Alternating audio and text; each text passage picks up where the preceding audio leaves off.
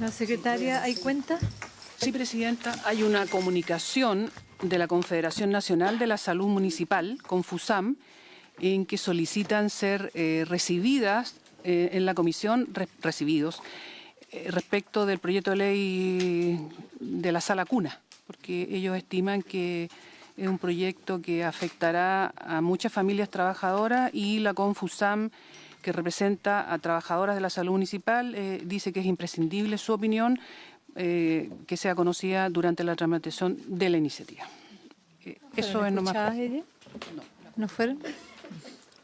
Tenemos una solicitud a los asistentes de educación que han, sí, Presidenta, han insistido muchísimo. Ellos van a ser recibidos en la próxima sesión, el próximo miércoles. En primer lugar, Presidenta, ellos ya podríamos poner el próximo miércoles la Confusam. ¿También? Ya. Perfecto.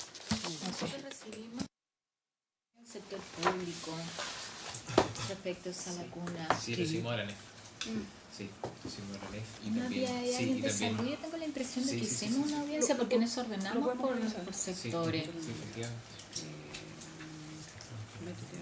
No sé, porque si abrimos nuevamente audiencia, yo, Presidenta, o sea, creo que es importante como ordenar eso porque yo entiendo que en esta etapa tengamos audiencias para temas específicos respecto de propuestas concretas, pero incluso me acuerdo de que en esa audiencia con el gremio del sector público había falta de comprensión del proyecto. ¿Te acuerdas que decían que no estaban contemplados, pero efectivamente están contemplados? Tuvimos esa discusión, por eso me acuerdo. Claro, entonces sería bueno que si en esta etapa tenemos de audiencia sea para cosas específicas que nos permitan avanzar sobre la discusión de indicaciones. Pedir eso, porque si no volvemos atrás en generalmente cuando la estamos en etapa de indicaciones, las personas que vienen a referirse, como vino BTF la semana pasada, específicamente al artículo que les incumbe. Entonces, mandarle la aprobación de su audiencia, diciendo que se refieran específicamente al articulado, porque estamos en discusión en particular. Muy bien. Entonces quedamos en el artículo... Sí, Presidenta, íbamos a empezar en la página 5 del comparado respecto del artículo 6, de las indicaciones presentadas al artículo 6, artículo que en su texto, que aprobó en general esta comisión, dice que el beneficio será mensual y su monto será de hasta 5,14 unidades tributarias mensuales para el pago del establecimiento de educación parvularia, y su pago será procedente por cada niño menor de 2 años que haga uso del beneficio. En el inciso segundo, el texto aprobado en general dice: en caso que dicho pago deba realizarse a un establecimiento de educación parvularia financiados por la Junta Nacional de Jardines Infantiles vía transferencia de fondos, al monto indicado en el inciso anterior le será descontada la suma mensual correspondiente a la asignación regulada por el artículo 3 de la Ley 20.905 y la correspondiente al programa de alimentación de la Junta Nacional de Auxilio Escolar y Becas. Y además tiene otro inciso que dice: el beneficio incluirá el pago de una matrícula de hasta el mismo valor por una sola vez en un año calendario respecto de cada niño menor de 2 años que haga uso del beneficio según corresponda. A este artículo se le hicieron presente la indicación número 7 de la senadora Muñoz y del senador Letelier para eliminar el inciso segundo.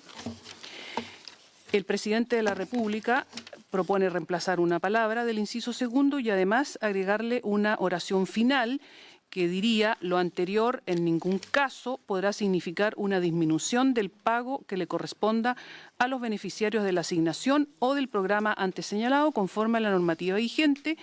Y por último, hay una indicación del Ejecutivo que propone incorporar un inciso cuarto nuevo al artículo 6 que diría: no podrá exigirse al beneficiario copagos complementarios por concepto de matrícula o mensualidad por sobre el monto del beneficio establecido en el inciso primero.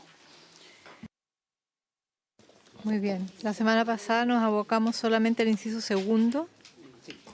Escuchamos el planteamiento de las dirigentes de la BTF, en que están hace tiempo planteando su incertidumbre en relación a esta definición que se establece. Como hay indicaciones presentadas, hay una la número 8 del Presidente de la República que es de fácil despacho porque es eliminar una S, entonces yo propondría que la aprobemos para ir despejando. Aprobada entonces, por unanimidad. Después... 7, que es una indicación presentada por el senador Letelier y yo, en que proponemos eliminar ese inciso segundo, dada la confusión que se está produciendo en estas funcionarias, dado que ven que colisiona con la homologación que ellas consiguieron con mucho esfuerzo en relación a sus ingresos con el sistema Junji. Entonces, como hasta la fecha yo en realidad no me he hecho la convicción de que existe una alternativa de redacción que despeje aquella duda. Voy a ofrecer la palabra nuevamente, ministra, y después Francisco. Muchas gracias, presidenta. Yo le pediría al abogado Francisco Ríos, por favor, que representara la posición respecto de la indicación número 7, ¿verdad?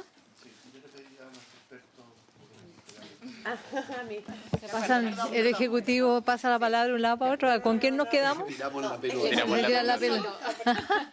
No sé si es uno solo, pero a ver, con qué. Muy bien, haga la Presidenta, presentación. gracias.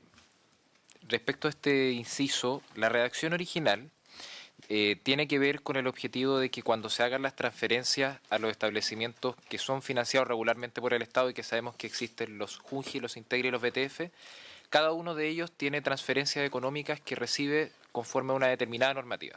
En el caso particular de los BTF, ellos tienen un convenio de transferencia de fondo con la Junji, se regula en un decreto, el decreto 67, y dentro de las transferencias que reciben a propósito del convenio y otras normativas está lo relativo a la alimentación y la asignación correspondiente por la ley 20.905. Por un tema, y que lo explicó el ministro en su momento en esta misma comisión, por un tema de claridad conceptual, se nos solicitó directamente desde la Dirección de Presupuesto durante la redacción de este artículo que quedara claro que no existirá un doble pago por los mismos conceptos, considerando que los BTF ya están recibiendo estos montos y que están financiados a través de otras vías que tienen sus propias regulaciones. Por lo demás, si lo que uno busca aquí es asegurar, en particular a las trabajadoras de BTF, que no se disminuyan en caso alguno las asignaciones, la indicación número 9 que propone el Ejecutivo, nosotros creemos que responda a esa necesidad y por lo demás surge precisamente del debate que surgió en esta comisión y que usted misma hizo presente en su momento, y nosotros incorporamos en la indicación número 9, que posteriormente entiendo se leerá, una redacción que asegure que en ningún caso este inciso segundo significa un detrimento en las asignaciones.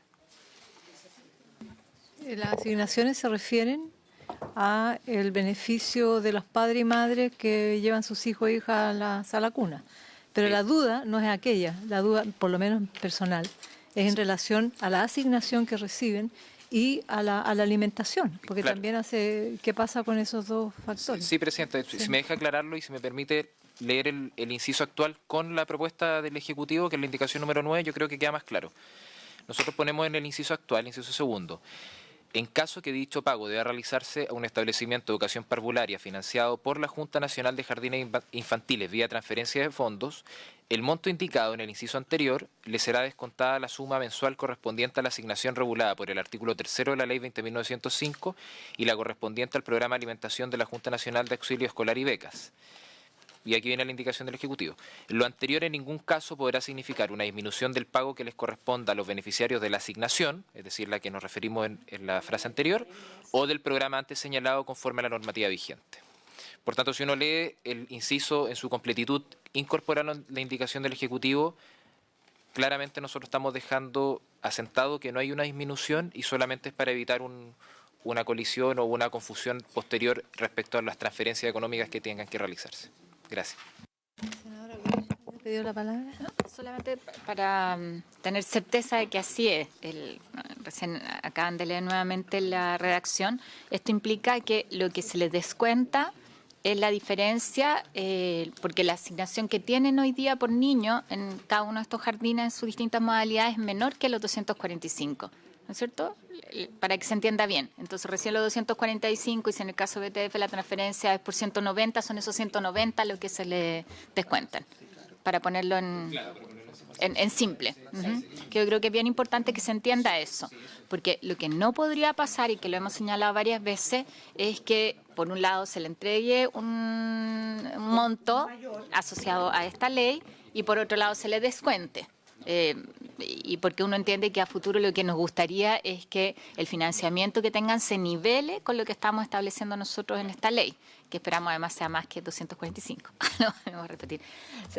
Senadora, yo decía que en un ejemplo práctico, o sea, si hoy día el jardín BTF recibe 190.000 pesos por niño, o recibe 200.000 o 220.000, por estos niños va a recibir, por estos cupos va a recibir 245.000, y lo que se descuenta es los 190, y la diferencia a favor queda, para que no haya una duplicidad en el pago o en la transferencia que se hace por ese niño, pero tampoco un detrimento respecto del monto, para que sean igual las condiciones para el distinto salas cunas, ya sea pública o privada.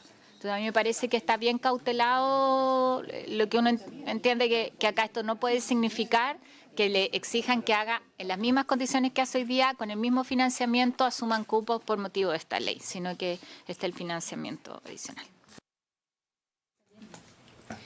O sea, el establecimiento se hace cargo del pago. Eso está regulado en otro artículo. Presidenta, lo que señala la indicación 9 que está reforzando la senadora Goy, que se hace cargo justamente de la aprehensión que usted había planteado, tanto respecto de los beneficiarios del derecho como respecto de los beneficiarios o las asignatarias de la asignación regulada en la ley. Tanto, y lo que ha planteado la senadora, entiendo que era la duda respecto si los BTF especialmente iban a tener un ingreso inferior por tener hoy día ellos por recibir ellos hoy día un beneficio, un subsidio inferior al beneficio que estaba planteando el proyecto. A mí no me queda del todo claro, Francisco. Sí, estoy. A ver, lo que hay en el fondo es lo siguiente. Primero, ¿por qué era necesaria esta norma y sus indicaciones? Básicamente, porque se trata de dos asignaciones por un mismo concepto. Una, proveniente de lo que hoy día reciben, vía Tesorería General de la República, y vía transferencia de fondos, más bien dicho, por el cuidado de niños, alimentación, etc. Dado que el sistema de sala cuna cambia y pasa a ser financiado por este fondo solidario, ¿ya?, le van a llegar los fondos desde otra fuente, no desde la misma, pero sí por la misma vía, que es tesorería. Por lo tanto, era necesario el artículo y su indicación, para mayor claridad, para evitar que las dos asignaciones se sumaran.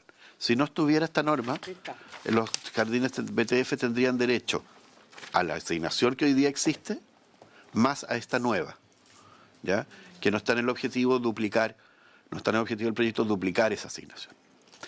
Es probable, Presidenta, que la palabra descontar haya generado toda esta confusión. Parece que yo de tener un universo de un beneficio me descuentan algo. Es probable que sí, pero entendemos que con la indicación número 9 se subsana esto, ¿ya? Y lo siguen recibiendo, por decirlo así, por el mismo cheque, ¿no?, de tesorería. Lo que yo entiendo que la asignación hoy día es por homologación de ingresos de las funcionarias BTF con la Junta. Eso es ingresos, salarios, ¿cierto? Y también por el tema de la transferencia, parece, de alimentación, pero lo fundamental es la transferencia de asignación para homologar ingresos, que fue una pelea que ellas hicieron. Bueno, eso no se toca, quedaría, de acuerdo a la indicación 9, quedaría intacto. ¿Ah? Y conforme al artículo 3 de la 1905, que es la que establece esa asignación. Claro, quedaría intacto. Pero sin embargo, ¿qué pasa con el establecimiento, con la sala cuna? ¿Ah? Porque ustedes dicen que pero si el subsidio es ahora 250, por poner un número, a ese subsidio, o sea, ese beneficio, ¿se le va a descontar qué? Porque dice la senadora Goya, hay una brecha entre 190 y 250. ¿Ah? Presidente, si me permite. Sí. Acá hay un punto que es importante tener en cuenta, sin entrar en mayor detalle de cómo se regula esta asignación en la ley 20.905. El artículo 3 hace referencia a que la base de cálculo es la remuneración bruta mensualizada del trabajador. Por ende, la remuneración bruta de la trabajadora que atiende un establecimiento BTF y que atiende niños que van a ir con el beneficio a la cuna y otros niños que van a ir financiados directamente por la Junji, porque, por ejemplo, son hijos de madres beneficiarias, pero de la variable institucional, si se quiere denominar de alguna forma. En caso alguno estaríamos aquí quitando la asignación. O sea, como decía Francisco, la asignación se mantiene, las transferencias económicas se mantienen. Lo que aquí queremos aclarar es que efectivamente no se haga un traslape o una doble transferencia. Ese es el único espíritu del inciso. En caso alguno aquí queremos descontar o quitar derechos y malamente podríamos hacerlo porque si quisiéramos hacerlo, de hecho tendríamos que modificar la ley a la que hacemos referencia, que se mantiene intacta en la manera en que se calcula y se hace la transferencia. ¿Y no se puede decir eso? Podríamos Yo complementar. creo que hay que claro, queda mucha duda con la... A mí me preocupa... Es que dice. No, pero no modificará lo Pero dice. Está en la medida que se dice que se seguirán Conformando conforme a la normativa vigente. ¿El cambio de la redacción? En la parte final de la indicación se indica conforme a la normativa vigente. Presidenta, ¿podemos hacer una propuesta de modificación para que quede más claro para todos? Dejémoslo en suspenso mientras y avancemos. ¿Ah? Pero ojalá lo pudiéramos hoy día mismo. No, sí, por supuesto lo trabajamos mientras Perfecto. Entonces, y sigamos adelante. En la página 7 estamos, Andrés. perfecto. Muchas gracias. Sección 10 que la podríamos, ofrezco la palabra, pero que recoge, Copago, ya. en mi impresión, propuesta de la propia comisión. Conmigo ya. Pero podríamos añadir, perdón, en la indicación 9, porque la preocupación tiene que ver con los beneficios que reciben las trabajadoras fundamentalmente, ¿no es cierto? Sí, la que está planteada en la 20.905. Sí, o sea, eso se resguardaría, en mi opinión, con la indicación 9. Sí. A mí lo que me deja preocupado es que, el establecimiento. ¿Ah? O sea, si hay un descuento, Sí. esa es la palabra compleja. ¿Cuánto sigue recibiendo BTF? ¿Cuánto ¿Si va a BTF? recibir los 250, los 245 o los 190 que están asignados hoy día? Esa es la duda. Esa es la duda. Ahora esta tiene que ser regular. ¿Eso corresponde a ese artículo? Veamos la indicación 10, porque la podemos trabajar con nuestros asesores en este rato, más tranquilo, y antes de terminar la sesión lo volvemos. La indicación número 10 que recoge el tema del copago. Yo ofrezco la palabra sobre la indicación 10. Presidente de la República. Sí. No podrá exigirse al beneficiario copagos complementarios por concepto de matrícula o mensualidad por sobre el monto del beneficio establecido en el inciso primero. Eso recoge planteamientos que hicimos en esta comisión. Entonces, ofrezco la palabra. Efectivamente, Presidenta, esto era uno de los temas que ameritó, ¿verdad?, un protocolo de acuerdo entre las senadoras integrantes de la Comisión y el Ejecutivo, y dice relación con la preocupación que ustedes habían planteado respecto que, tal como está redactado originalmente el proyecto, pudiera abrirse una posibilidad de reeditar la situación del copago que tuvo lugar respecto de la educación subvencionada y que fue superada a través de la reforma en el periodo anterior. No obstante, nosotros considerábamos como Ejecutivo, y voy a dejar constancia de eso, que la situación en este caso es distinta a la que regulaba la educación subvencionada. Sí nos hicimos cargo que era una situación que generaba un ruido político y que la oposición, los partidos que hoy día están en la oposición, ¿verdad?, las senadoras de los partidos de oposición habían señalado que les parecía preocupante. Por tanto, el presidente ha propuesto una redacción distinta y que un adicional a ese artículo que señala que no podrá exigirse al beneficiario copagos complementarios más allá de lo que va a estar establecido en la ley, que hasta hoy es de 245.000, 250.000 pesos, por concepto de matrícula o mensualidad por sobre el monto del beneficio establecido en el inciso primero. Muchas gracias. Yo tengo una duda porque lo que habíamos planteado era que no se pudiera cobrar copago, que es distinto, cobrar copago por parte de la institución, ¿no?, que es distinto de exigirle al beneficiario un copago. Y entiendo que eso fue lo que suscribimos también en el protocolo para avanzar en la votación en general, porque esta redacción podría dejar abierto a que la empresa hiciera un copago. Y parte de lo que sostuvimos es que eso seguía manteniendo sobre la mujer el peso de un costo adicional en materia de financiamiento de sala cuna. Entonces, quizá para mí la redacción es no podrán cobrarse copagos complementarios por concepto de matrícula. No especificar, porque creo que esa es la otra cara de la indicación, la otra forma de interpretarla. Exacto. Presidenta, le pido autorización para hablar. Presidenta, dos cosas a propósito de lo que ha planteado la senadora Goit. Primero, me están señalando, y lo estoy buscando acá, que una indicación firmada por la presidenta de la comisión y por el senador Letelier señala exactamente lo mismo que la indicación del presidente. Por tanto, lo primero que nosotros inducimos que la interpretación es similar, aunque no nos pusimos de acuerdo con el senador Letelier y la senadora Muñoz. Lo que sí nos parece bien importante también, y especialmente atendidas que especialmente durante un primer periodo nosotros no sabemos cómo se va a comportar el sistema, porque hoy día hay una tensión respecto de la posible oferta de espacios de sala cuna con la demanda que pudiera tener una aceleración que no sabemos de cuánto tiempo. Nosotros hemos calculado que podríamos llegar a un 40% de uso de este beneficio en 2 años.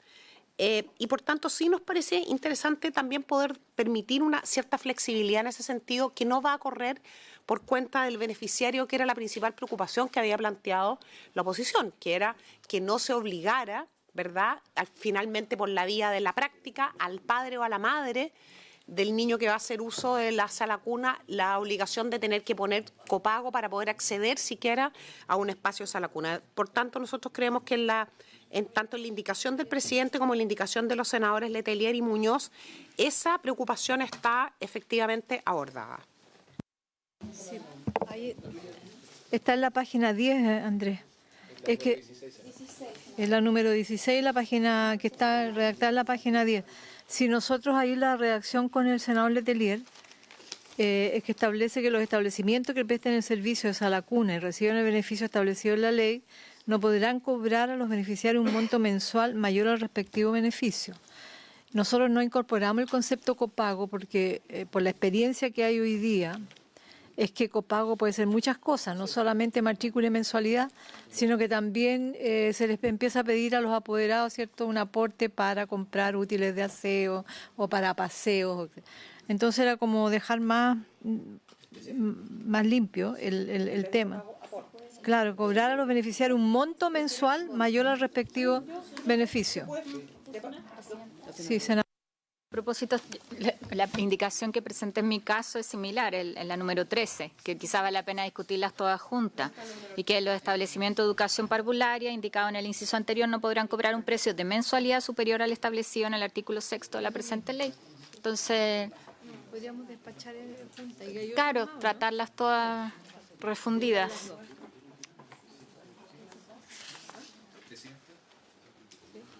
Sí, tiene la palabra. Gracias, Presidenta.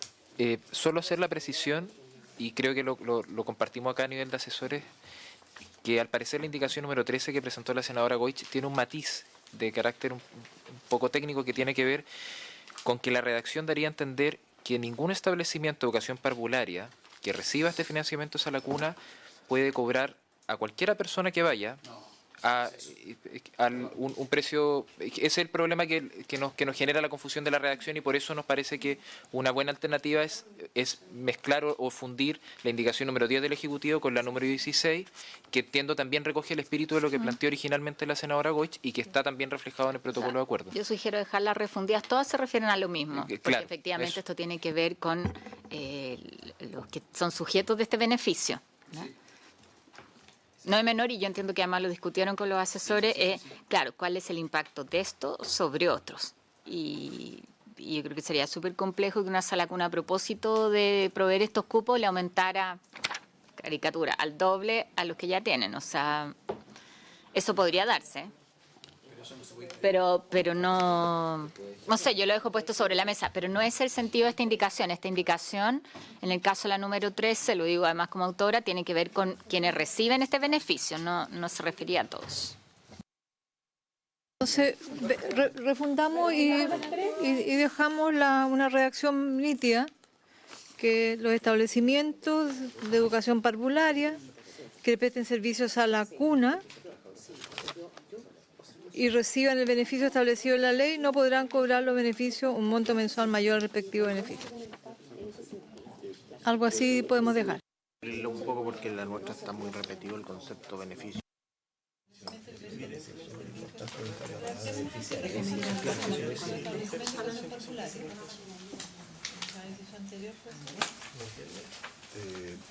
reciban el beneficio establecido en la ley.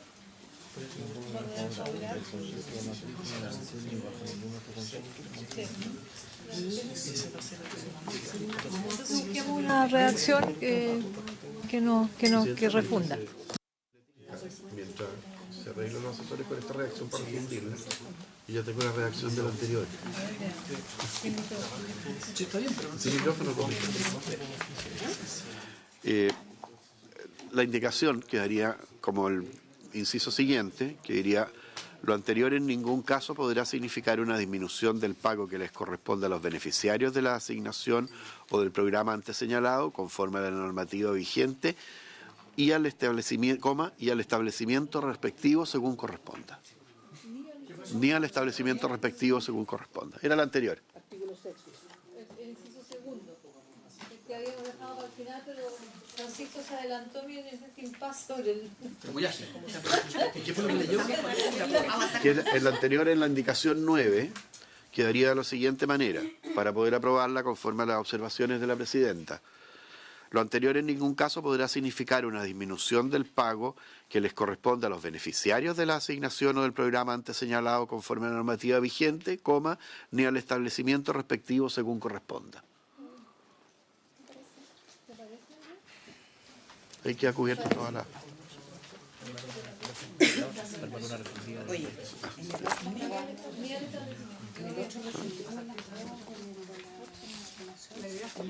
Claro, en el fondo sí, el resto está igual.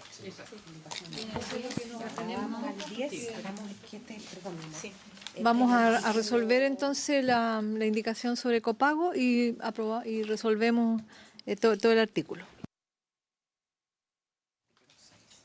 Este es un inciso nuevo, ¿verdad?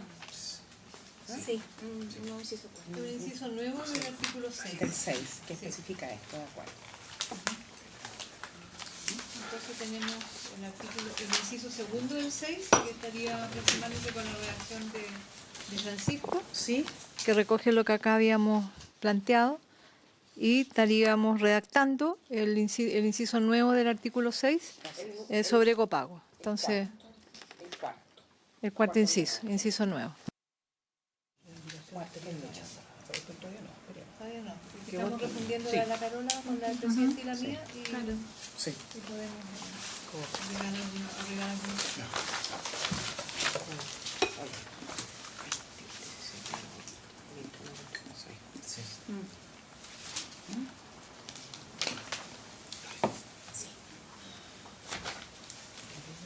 ¿En qué estamos entonces? Estamos redactando el nuevo inciso cuarto nuevo del sexto, refundiendo las indicaciones del Ejecutivo más las de la senadora Goix, Muñoz y Letelier.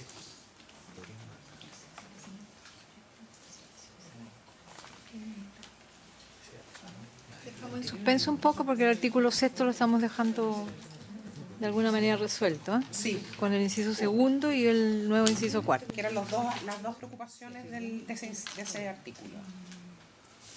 Entonces, me falta el artículo 7.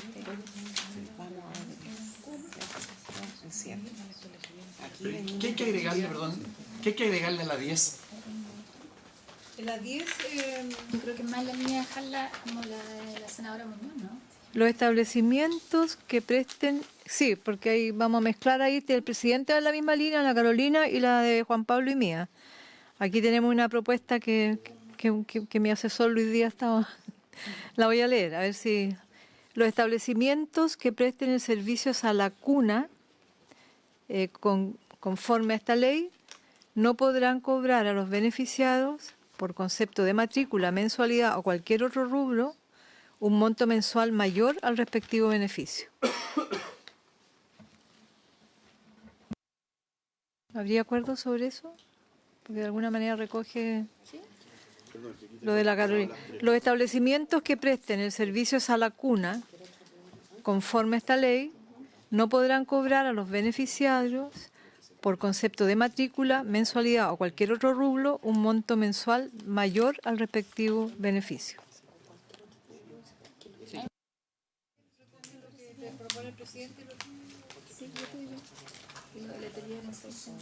¿Estaría de acuerdo, Andrea?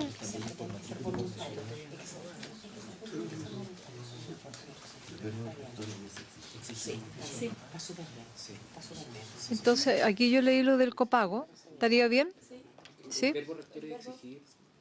No, los establecimientos que presten el servicio de sala cuna, conforme a esta ley, no podrán cobrar a los beneficiarios por concepto de matrícula, mensualidad o cualquier otro rubro, un monto mensual superior al respectivo beneficio. Se trata de una obligación civil. Presidenta, podría ser, en vez de cobrar, exigir el cobro.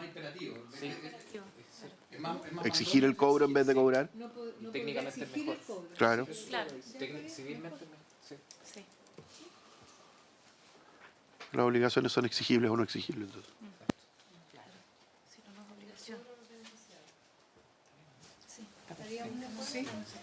¿Cómo quedaría, Presidenta? Vamos a leer esa.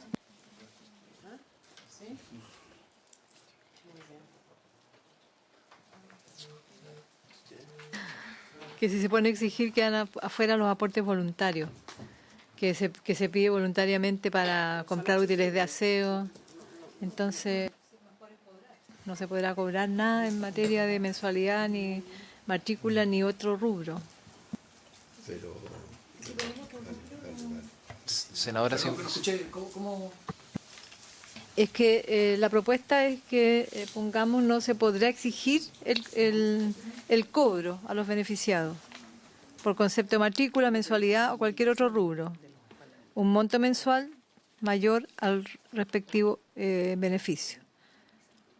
Yo creo que está, porque ahí se establece cobro también. Podrán exigir el cobro y además se estipula cualquier otro rubro, ¿no? Yo creo que queda cubierto. ¿Sabe, Presidenta? A ver, nos parece adecuado exigir el cobro. En realidad no estábamos pensando en el aporte voluntario, sino que este es un contrato de prestación de servicios educacionales en el nivel preescolar, ¿ya? Al existir un contrato genera derechos y obligaciones. Las obligaciones pueden ser exigibles o no exigibles. No estamos en el ámbito de las donaciones voluntarias. Tendríamos prácticamente que entrar a regular la ley de donaciones. No me parece, pues, o salvo que se ven aportes, qué sé yo, pero nos parece que estando en el ámbito de obligaciones y derechos provenientes de un contrato, independientemente de cuyo pago es producto de un fondo, nos parece que el término adecuado sería exigir el cobro, sinceramente. Está bien.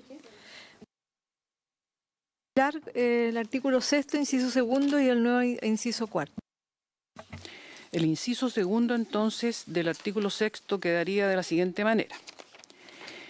En caso que dicho pago deba realizarse a un establecimiento de educación parvularia financiado por la Junta Nacional de Jardines Infantiles vía transferencia de fondos al monto indicado en el inciso anterior, le será descontada la suma mensual correspondiente a la asignación regulada por el artículo 3º de la Ley 20.915 y la correspondiente al programa de alimentación de la Junta Nacional de Auxilio Escolar y Becas. Lo anterior, en punto seguido, en ningún caso podrá significar una disminución del pago que les corresponda a los beneficiarios de la asignación o del programa antes señalado, conforme a la normativa vigente, ni al establecimiento respectivo según corresponda. Y luego, el inciso 4 que se le estaría agregando al artículo 6º diría: los establecimientos que presten el servicio de sala cuna conforme a esta ley no podrán exigir el cobro a los beneficiarios por concepto de matrícula, mensualidad o cualquier otro rubro. Y después dice... No, debe decir de un monto mensual mayor al... es que eso es... ¿Qué es eso? Cualquier otro rubro, un monto mensual. O cualquier otro rubro, un monto mensual mayor al respectivo servicio. Ya. Beneficio. Ah, ya. Es que... Chuta. Sí, no, está bien. Espérate, los establecimientos que presten servicio conforme a la ley no podrán exigir al beneficiario por concepto de matrícula, mensualidad o cualquier otro rubro. Ya. ya, fuera esto, un monto mensual mayor al respectivo beneficio. Hasta que la letra es como... Como el beneficio lo definimos.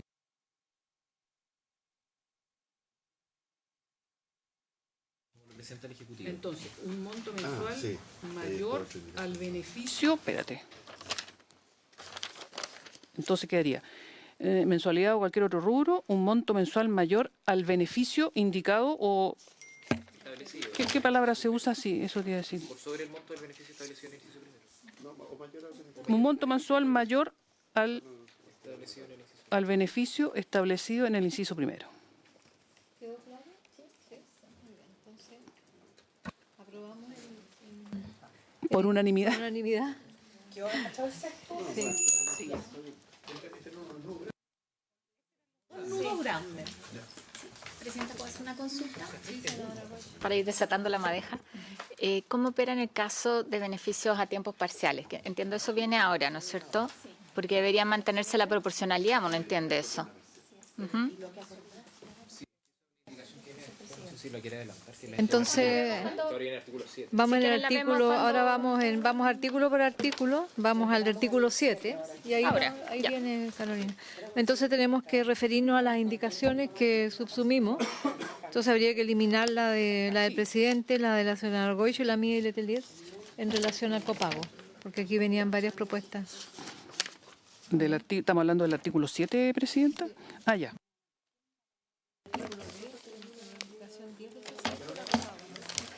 Sí, así Muy es. bien, artículo 7 ahora, página 7. Tenemos, Presidenta, nosotros una indicación del presidente, la indicación número 8. Bien, ofrezco la palabra, señora ministra. Gracias, Presidenta. Este artículo también fue objeto de los acuerdos del protocolo y hay una indicación, la indicación número 11, que es indicación del Presidente de la República, que básicamente establece que en el texto original decíamos que el beneficio sería pagado directamente por la sociedad administradora y a través de la indicación se señala, ¿verdad?, que el monto del beneficio será pagado por la entidad administradora al establecimiento. Y en adelante todo lo que está observado en la indicación, que no sé si los abogados del Ministerio del Interior del Trabajo tienen algo que adicionar a propósito de esa indicación. Abogados Río y Pelayo. Ahí tenemos un tema Sí. que es de los nudos también, que es el ente administrador, Sí. que no lo hemos resuelto en el artículo primero. Creo que es primero. Sí, Entonces, le pido lo la palabra que- para sí, Pelayo. una vez que yo concluya mi intervención. Entonces acá hay un tema que para ir resolviendo, como se está debatiendo en la Cámara de Diputados, en la Comisión de Trabajo, el proyecto de reforma de pensiones, y se está creando y sustituyendo, entiendo, en la última indicación que se está presentando hoy día, el Consejo del CPA, que se está sustituyendo por un Consejo Administrador de Seguros Sociales, me da la impresión. Yo creo que a lo mejor podríamos resolver esto, dejar remitido la administración del beneficio a ese consejo, dado que para qué vamos a establecer una legislación paralela a algo que va a existir posteriormente. Entonces, yo creo que si nos ponemos de acuerdo en aquello, en referir al Consejo Administrador de Seguros Sociales, quién va a administrar este beneficio a la cuna, resolveríamos el artículo primero y este artículo y poder descartar ese nudo también que existe. Sí, Francisco. Estamos 100% en lo que usted plantea, pero exactamente al revés. No, lo que ocurre es que como el ente administrador todavía no existe legalmente, no se puede hacer referencia a él, ¿ya? Sin embargo, como este proyecto va a ir a segundo trámite, en segundo trámite, si es que esto ya está aprobado, se puede hacer la referencia. Pero en todo caso, donde corresponde hacer la referencia y quien se hace cargo de esto es en la creación de la entidad administradora, que sí va a venir para esta comisión en segundo trámite, en la reforma previsional. Y ahí podemos agregar subsidios a la cuna. Y ahí queda abrochado el tema. Lo que se puede hacer por el momento es dejar en genérico, con la nomenclatura que a ustedes más les acomode, entidad administradora o entidad a cargo de, que en fin. Y después, en la ley de reforma previsional, se hace la especificación que ellos también van a administrar el seguro de la cuna. Sobre el tema ofrezco la palabra el senador Durana. Consulta al Ejecutivo. la propuesta de la mesa, cuánto trazaría el proyecto, porque obviamente lo que nosotros queremos es que esto salga lo más pronto posible y no tener una entidad que finalmente pueda administrar estos fondos. Esto genera un grave retraso, porque yo creo que la reforma previsional, su proceso va a ser mucho mayor que este. Yo creo que esto en general estamos todos conscientes de la necesidad que significa por nuestros niños. Senadora Goich. Presidenta, yo lo que primero quiero reafirmar es que estamos todos de acuerdo y me alegro que el Ejecutivo también lo plantee, en que esto, en la medida en que vamos a tener una entidad estatal que hoy día no existe, vayamos consolidando ahí la administración de este beneficio, de la ley sana, además de seguros sociales en la discusión previsional. Entiendo y creo que es muy pertinente lo que dice Francisco, que claro, no la podemos nombrar mientras no exista. Entonces, pero yo creo que en eso por lo menos yo estoy dispuesta a buscar incluso alguna cosa transitoria, pero creo que es importante que quede en la discusión y busquemos la fórmula explícito por parte del Ejecutivo el respaldo para esa indicación. Es una indicación de iniciativa del Ejecutivo. Si es que por la tramitación legislativa corresponde que esté en el otro texto, no tengo ningún problema. Lo que estoy haciéndome cargo un poco de las aprensiones del senador Durana es que no se retrase esto porque no está lento. Y si eso significa transitoriamente tener que buscar a alguien, pero que es solamente un tema transitorio, no sé, como lo ideal sería que cancelen ambas leyes. Yo entiendo que vamos a hacer el esfuerzo también en eso, pero que nos proponga el Ejecutivo una fórmula que nos dé garantía de que así va a quedar establecido y busquemos un transitorio. Un transitorio podríamos redactar. Porque nosotros con el senador Letelier tenemos una indicación en la página 9, la número 12, para para suprimir la frase sociedad administradora. Entonces yo creo que sería importante, dado que está esta posibilidad abierta, de que se cree esta institucionalidad que me parece muy buena, ¿cierto? Que administre todos los seguros sociales o beneficios sociales, pero dejar establecido que una vez aprobado aquello, este beneficio, esa lacuna va a pasar ahí también, y bajo la normativa, la modalidad que se va a definir en el tratamiento de la ley de reforma al sistema de pensiones.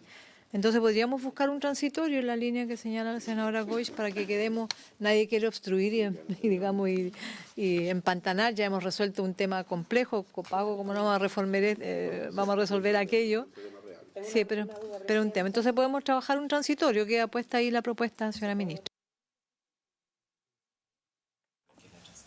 Presidenta, un punto de argumentación y una duda sobre la forma de hacerlo. Uno, quiero dejar constancia en nombre del Ejecutivo la voluntad del presidente al modificar sociedad administradora, que tiene una dirección claramente asociada, ¿verdad?, a una forma, a un mercado de administración, que nos parece legítimo, sin embargo, a entidad administradora del establecimiento, que luego podrá llamarse de la forma que determinemos que se vaya a llamar, ya sea por las modificaciones a las pensiones o por lo que nosotros aquí mismo acordemos, lo que la comisión acuerde. Ese es un punto.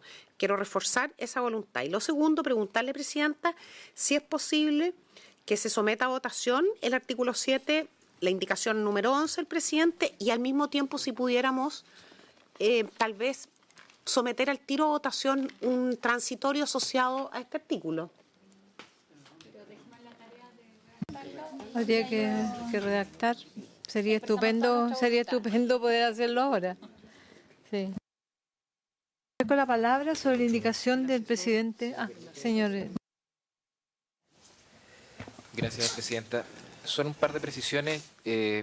Comparto lo que señala la ministra Pla. Efectivamente, el cambio que ustedes lo pueden ver en la última indicación, que precisamente reemplaza a todas las sociedad administradora por entidad administradora, va en esa línea.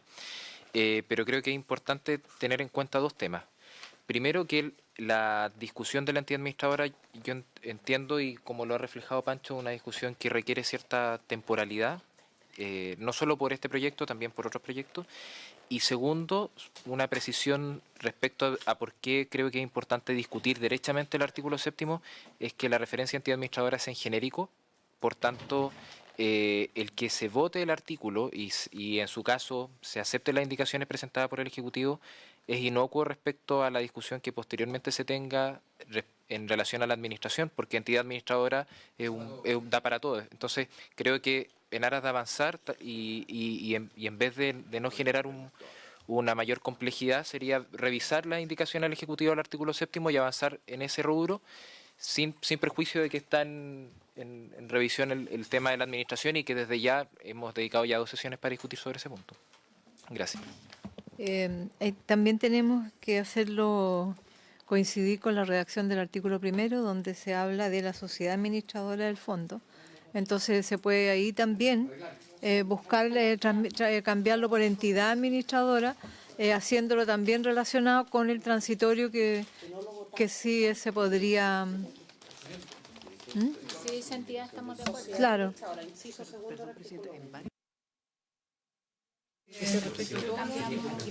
Tendría que ser respecto a todos los artículos donde aparezca sociedad administradora, cambiarlo por la entidad administradora. ¿Pero necesitamos indicación para eso?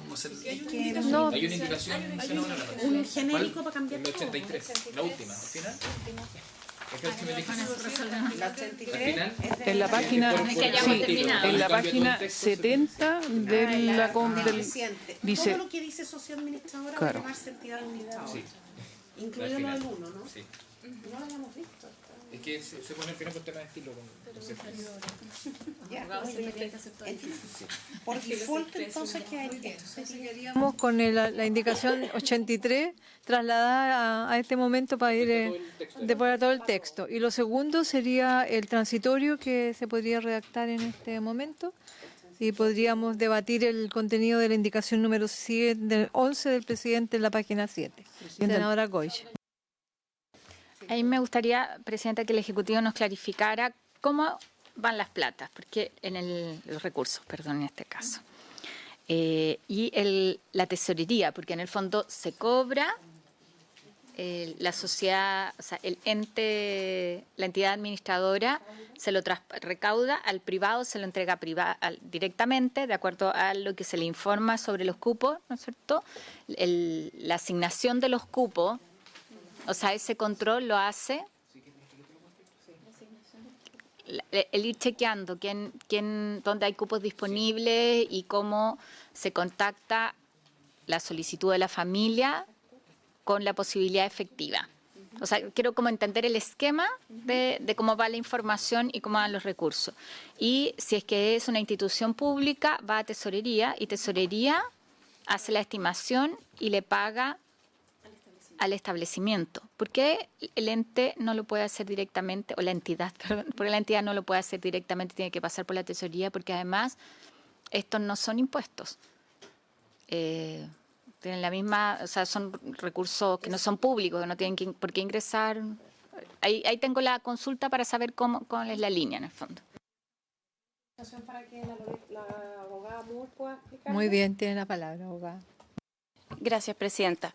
Por su intermedio, quisiera explicarle a la senadora Goich y a todos aquí en la comisión que esta indicación lo que intentó hacer fue justamente recoger algunas de las inquietudes planteadas durante la discusión previa, en el sentido de hacer asimilable. Hoy día las instituciones que reciben aportes del Estado reciben el pago también a través de la Tesorería General de la República. Entonces, lo que hicimos ahora fue igualar esa situación y dejar determinado con claridad que la entidad pagará directamente a los establecimientos cuando estos sean privados y que en los demás casos se paga a la Tesorería General de la República. Básicamente eso. ¿Ya? Y luego esta indicación también mandata al Ministerio del Trabajo para dictar un reglamento que detalla las condiciones de pago y transferencia a los establecimientos, sean públicos o privados, sin alterar, por supuesto, el monto, porque el monto está definido ya, ¿no es cierto?, en el artículo 1. Y en el fondo lo que busca esta indicación es precisar las reglas que van a regir estas transferencias de fondos desde el Tesoro Público a la entidad administradora y también en aquellos meses en que el monto sea insuficiente, porque al principio digamos, va a existir un déficit en el fondo social. Y regula también la forma en que aquellos meses se garantice la cobertura de los montos establecidos en la ley. Y si me permite leer específicamente eso,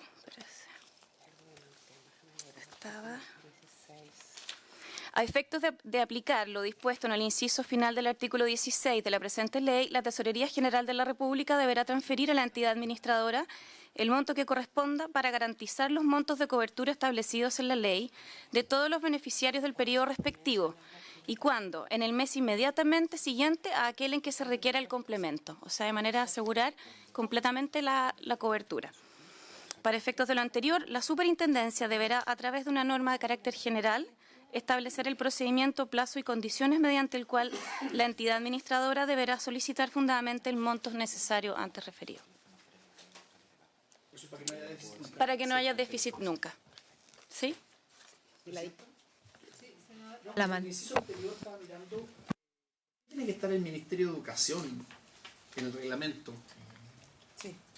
Yo creo que ese ministerio, en este caso, está de más, porque tiene que hacer trabajo y haciendo, ¿no? Así que todos los mecanismos de pago. Yo creo que el senador debiera consultarlo con el ministro de Educación primero.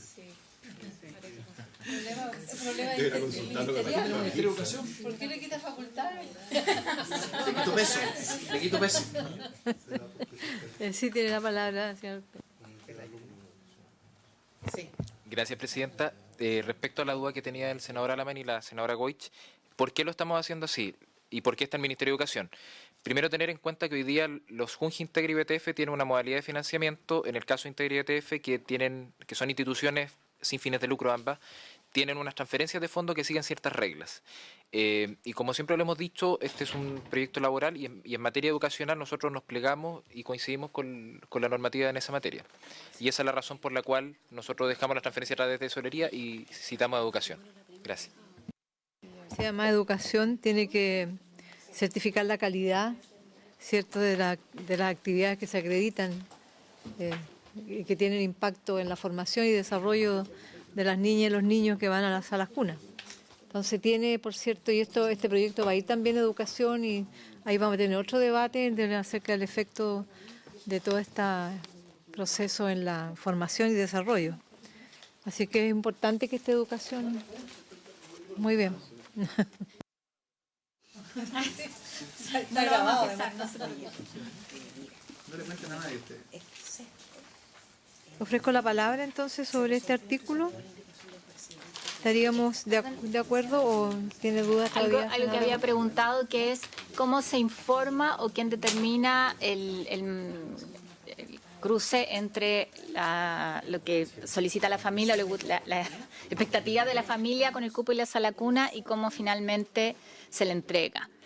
Porque no sé si está más adelante, si está asociado acá. Porque además un punto bien importante es el garantizar, el cómo se informa. O sea, eso no es rol de la entidad administradora.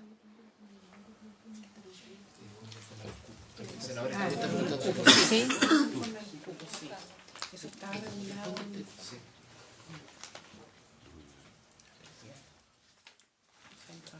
Sí, señor Pellegrini. A ver, lo primero es que la entidad administradora tiene los registros de asistencia. Nosotros presentamos, de hecho, indicaciones que trabajamos con el Ministerio de Educación para que fueran en línea con los registros que actualmente se tienen, tanto de los establecimientos que existen como de los registros de asistencia, para que a través del Ministerio de Educación la entidad que administre pueda acceder a esos registros y pueda acceder a cuál es la información sobre los cupos. Respecto a por qué no está incorporado en el pago del beneficio, es porque es un artículo que tiene otro rubro y otro sentido de regulación. Lo que estoy señalando se regula más adelante, en particular el artículo 12, que también tiene indicación al Ejecutivo y que van en esta línea. Eso, gracias. Y lo otro es solamente, perdón que insista, pero acá, claro, puede haber inicialmente déficit y por lo tanto Tesorería le entrega a la entidad administradora los recursos para eso. Claro, ahí me queda súper claro si es que es privado, ¿ah? Pero si es público,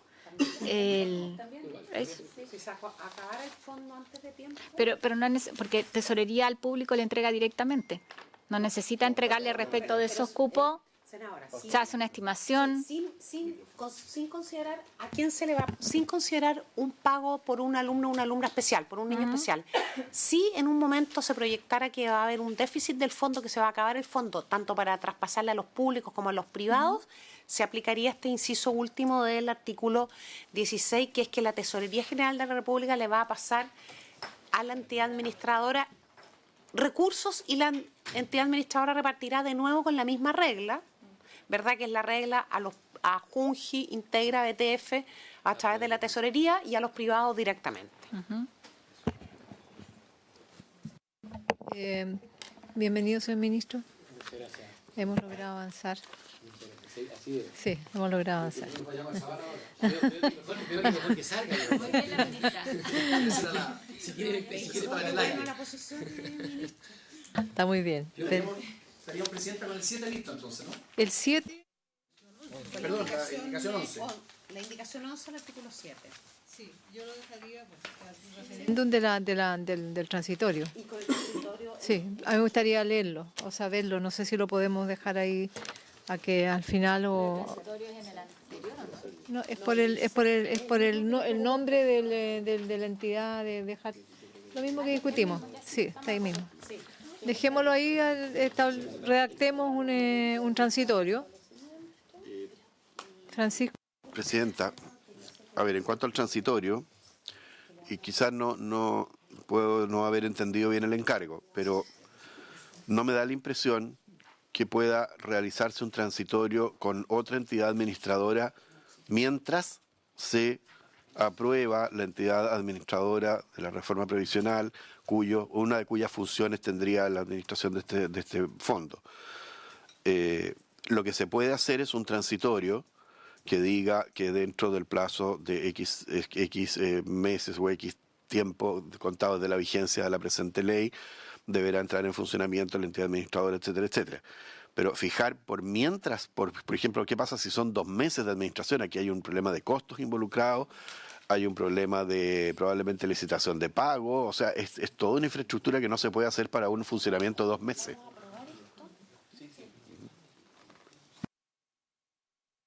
Muy bien.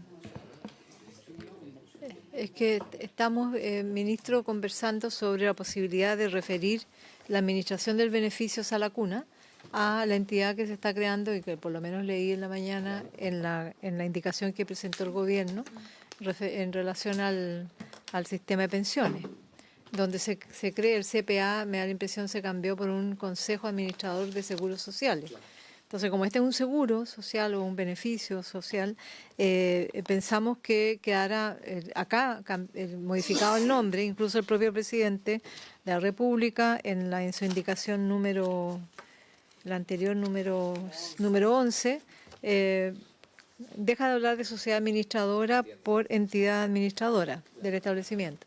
Entonces, dejar referido en un transitorio que una vez entrado en vigencia el nuevo consejo, el Consejo Administrador del Seguro, este beneficio será incorporado a ese organismo, digamos, será administrado por este organismo. Ahora, por cierto, aquí estamos tratando un tema de titular de nombre, no del contenido, no de la naturaleza, que estará siendo definida en el proyecto de reforma del sistema de pensiones, porque entendemos que ahí es un ente público y con una modalidad de administración más centrada, con definiciones más establecidas, más facultativas del propio organismo y las licitaciones serán de otra naturaleza. Entonces, acá lo que estamos haciendo es una modificación del título para poder resolver, porque si no, nosotros con Juan Pablo Letelier tenemos presentado una indicación para eliminar el ente denominado Sociedad Administradora, Entonces, de hecho, ese es el momento en que estamos y habían propuesto la senadora Goich y yo la posibilidad de definir ahora el transitorio, pero no en los términos que plantea Francisco, sino que enunciar que una vez establecida la creación de este organismo nuevo, este beneficio será administrado por él en las condiciones y bajo la naturaleza que se defina en el sistema de pensiones. Eso era un poco lo que... No poner los plazos ni nada de aquello, porque, por cierto, todo va a depender de la tramitación que se le dé en la Cámara y acá en el Senado a ese proyecto de ley. Pero en eso estamos. Y ahí estábamos después...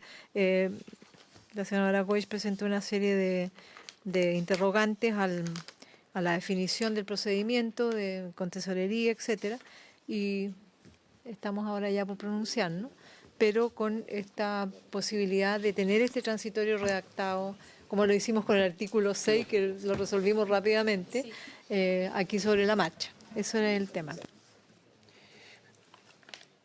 Presidenta, yo creo que es una propuesta razonable que comparto. Ahora, hay un cierto impedimento legal que no podemos remitir el funcionamiento del fondo a una institución que todavía no existe, no solo en cuanto a su nombre, sino que ni siquiera a su existencia legal. Podría incluso no existir teóricamente si no se aprueba, que no creo que ocurra, que es altamente probable que así va a ser. De tal manera que yo creo que sí se puede redactar una indicación en el sentido de que al momento de renovarse o vencerse el periodo de la primera licitación, esta entidad o se deberá, bueno, podemos buscar la forma de redactarlo, pero en el fondo en ese minuto se evaluará el traspaso de estas funciones a la entidad de seguros que a la fecha se haya eventualmente creado y que esté en operación. Y en las condiciones que establezca la ley, porque no solamente basta con decir, oiga, esto lo va a administrar tal entidad pública de seguros, sino que hay que establecer cómo. Lo va a hacer directamente, va a subcontratar, va a tener facultades para licitar o no. Pero sí yo creo que se puede redactar un transitorio que imponga la obligación al momento del término de la primera licitación de que se evalúe el traspaso a una entidad ya previamente formada en el evento que así sea. De lo contrario, si quisiéramos hacer una especie de traspaso a una entidad que no existe ni que tenemos la certeza jurídica de que exista, puede ser más complejo. Pero creo que apuntamos a lo mismo, porque objetivamente no tiene mucha lógica que un seguro, que un mecanismo de financiamiento de esa lacuna como el que estamos creando sea licitado por la Super, cuando incluso si quisiéramos que sea licitado, quien debería licitarlo en ese minuto va a tener que ser esta entidad pública administradora de seguros sociales. O sea, incluso si quisiéramos mantener la figura de que se licite en la cobranza y el pago, quien debe hacer esa licitación o quien debería hacer más previamente esa licitación, si quisiéramos que se mantuviera así, es la entidad pública que vamos a crear, porque está hecha para eso. La ley sana, la indicación establece, por ejemplo, que el seguro ley sana, que hoy día es como deambula entre Hacienda y Tesorería y una licitación que tiene la Mutual, con esta indicación se traspasa a esta entidad pública administradora del seguro. Así que de toda lógica que ocurra lo mismo con este caso. Solo que me parece que jurídicamente, insisto, claro. Entonces, yo no sé si sería mejor aprobarlo el referéndum y traer la próxima semana la indicación redactada, o lo hacemos aquí mismo, pero lo que me parece que no se puede hacer... ¿En la indicación está la voluntad? Sí está la voluntad. Ahora, el tema es que en la página 28, el párrafo 5, viene toda una descripción de la sociedad, la administradora del beneficio. Entonces vamos a empezar a entrar en conflicto con el propio proyecto más adelante. Entonces podemos cambiarle el nombre, pero la naturaleza y las características de la entidad, cómo va a administrar, eso es un tema que vamos a quedar supeditados, porque esto va a entrar se aprueba esta ley, va a entrar a correr con sus plazos, van a empezar a implementarse, se van a adoptar decisiones a largo plazo. Entonces hacer retroceder todo aquello, no sé, puede traer un problema práctico efectivo. Ministro. Yo, Presidenta, lo que le propongo es que aprobemos como está la primera administración, porque es altamente probable que la primera administración, salvo que los tiempos sean distintos, haya que licitarla de la forma como está establecido aquí. Esa licitación va a ser probablemente por un periodo más corto, porque de lo contrario, si esperásemos que estuviese en plena operación la entidad que estamos creando a través de la reforma previsional, este beneficio tendría que esperar 2 años para iniciarse. Yo creo que no es el ánimo de la Comisión suspenderlo aquello. En cambio, un transitorio podría decir, mire, en la primera renovación que haya, creado el ente o la entidad pública se traspasará. Ahora, si tenemos el acuerdo de los senadores y sacamos la reforma previsional antes de septiembre, bueno, hacemos todos los cambios a tiempo. Ya, eso es harto. Eso fue un exceso. Ministro, es complejo, ¿eh? No sé, el transitorio podríamos tratar de abordarlo más tranquilamente, porque en la página 36 también se establecen los procedimientos de licitación y vamos a estarnos topando. Entonces, claro, yo creo que lamentablemente este es un tema bien medular que está entre varios de nosotros y de nosotras, y es complejo. Yo pensé que era fácil asimilarlo al proceso que se está definiendo en el proyecto de ley de reforma previsional, a este ente nuevo, que me parece muy bueno la propuesta, de que sea un consejo que administre todos los beneficios sociales, los seguros sociales.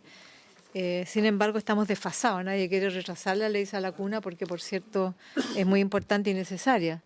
Pero entramos en conflicto con estos dos organismos que están en proceso. Senadora Alamán, dicen... Que si este llamado ente, ¿no es así?, resuelve el problema que de alguna manera habían manifestado diversos senadores, como quien dice, el problema de fondo lo tenemos resuelto. Entonces, lo que tenemos que hacer simplemente es una norma de empalme, ¿no es así? Y creo que lo que plantea el ministro va, sin prejuicio de cómo se redacte, va en la dirección correcta. Que o sea, lo que no se entendería, entre paréntesis, ese ente no se va a instalar rápidamente, porque tiene, imagínese usted, Presidenta, las prioridades que ese ente va a tener. Va a tener que organizar cómo se van a administrar los fondos, va a tener que constituirse. Entonces, ¿por qué no establecemos una norma transitoria? Muy bien. Senadora Goix. Yo para reafirmar, o sea, un poco transparentando cuál es la situación. Nosotros probablemente vamos a tener los primeros 2 años, pregunto, en que, o sea, con los tiempos, pero lo más seguro es que para la presidenta, Tranquila, no. Lucho, por favor. Vamos a transformar, porque deberíamos incorporar Lucho a la comisión, no más derechamente, sería más fácil. No, pero es como para poner las cartas sobre la mesa, ¿ya? Me corrigen, los primeros 2 años, lo más probable es que tenga que tener una administración similar a lo que tenemos en el SANA y en otras cosas, eso, ¿no? De eso es lo que estamos hablando. Muy liviana porque va a ser transitoria. Y lo que tenemos que clarificar, porque, claro, en la ley habría que ponerse la situación que es muy poco probable de que no haya ente, ¿no? Pero deberíamos amarrar, sí, es que la medida en que exista esta entidad sea la que lo asuma. Yo ahí tengo una duda más bien de técnica legislativa, si eso lo ponemos en un transitorio, que probablemente eso nos da garantía, ¿no es cierto?, de que y poner un plazo, si ese es el que se estima adecuado, y al cabo de los 2 años se revisará y será transferido a la entidad pública que corresponda, y en su defecto uno entiende que si no está, bueno, tiene que seguir el beneficio. Pero yo ensayaría eso desde quizá una norma transitoria, si eso nos deja a todos tranquilos. Pero estar de acuerdo con que eso es, o sea, yo entiendo que hoy día no podemos postergar este beneficio en función de que esté la otra entidad. Pero dejémosla así, circunscrita a que es una situación transitoria en un marco bien regulado. Lo que dice la senadora Goich, yo creo que ella está bien, o sea, está diciendo lo correcto. Quizás lo único, para que quede incluso mayor certeza, en el sentido de que yo estoy tratando de pensar como, poniéndome el papel de usted, ¿no?, que se establezca un plazo de la licitación, como aquí se ha visto, porque si no, alguien podría decir que se va a licitar por 10 años. Entonces esa no es la idea. Entonces, ¿por qué perfectamente se puede establecer que se vea técnicamente qué es lo que es razonable? Porque si también ponemos, por decir una cosa cualquiera, que el plazo de la primera licitación van a ser 6 meses, entonces nos vamos a quedar que no tenemos interesados.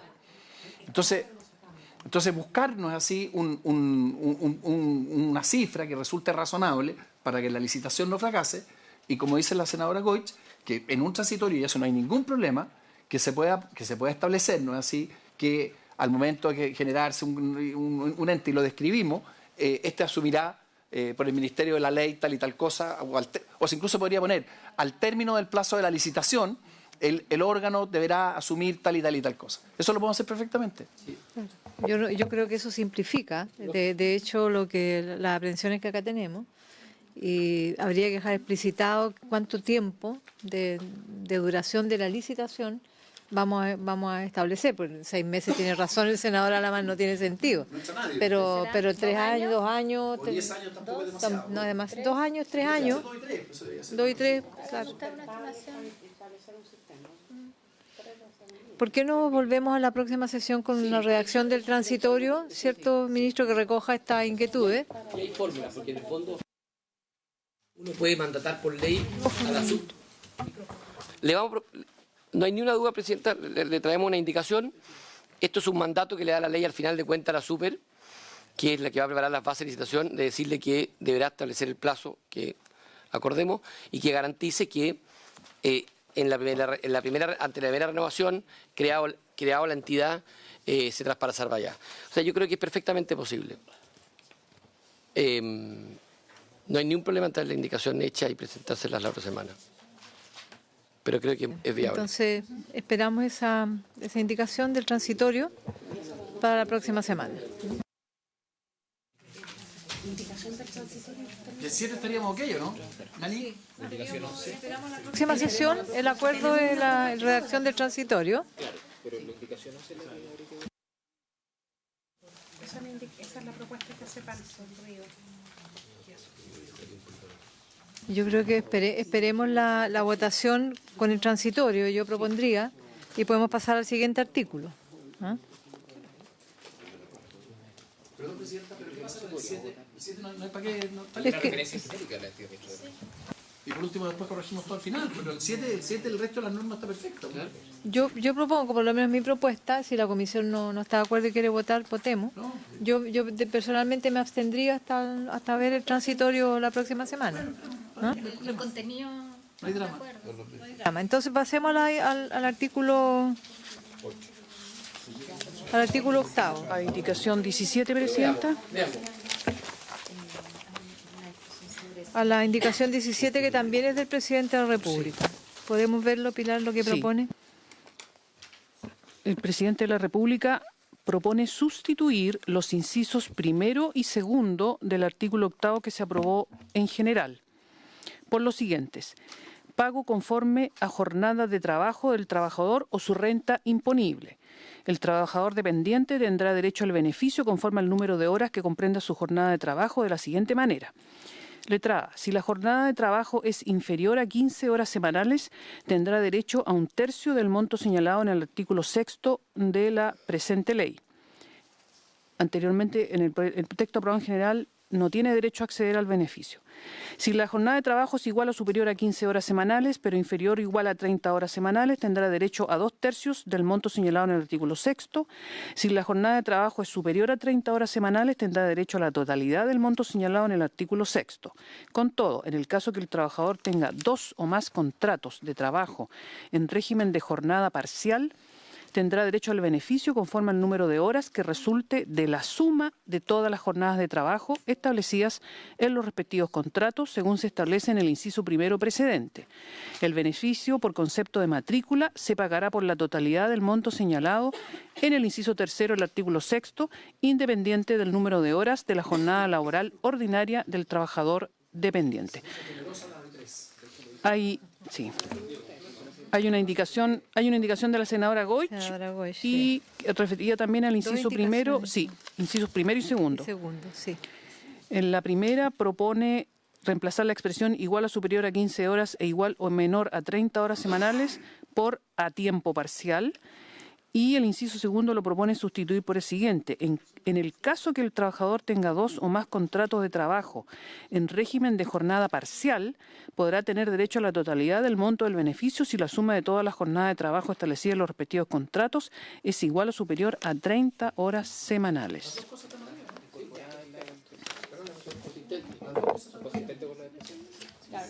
Muy bien, senadora Goich, le ofrezco la palabra. O sea, sí, efectivamente que se considere la totalidad del beneficio si son más de 30 horas, que es un poco siguiendo la jornada de tiempo parcial, que es nuestra actual legislación. Sí, lo que cambia es la división hacia abajo, de 15 horas y 2/3 del beneficio. Sí, igual las que son entre 15 y 30. Esa es una, ¿verdad? Eso es un tercio. Y no es mejor dejar 2 tramos, o sea, media jornada y... Pero la indicación de usted, senadora, era cambiar el igual o superior a 15 horas, igual o menor a 30 por a tiempo parcial. Entonces, no, Es lo mismo. es lo mismo que estaba planteando el positivo en la letra. Lo que pasa... Señor ministro, tiene la palabra. Señor ministro. Francisco, si mal no recuerdo el Código del Trabajo, la jornada parcial la define en 30 horas, ¿no es cierto? Hasta 30 horas. De tal manera que eliminar el número de horas, lo que estaría estableciendo es que los contratos, que los beneficios, a ver, si yo le interpreto bien su indicación, senadora, los contratos menores de 15 horas hasta 30 van a ser contratos que van a tener en nuestra indicación 2/3 del beneficio. Y de 0 a 15 horas tendría 1/3 del monto. En el proyecto original no tenía derecho.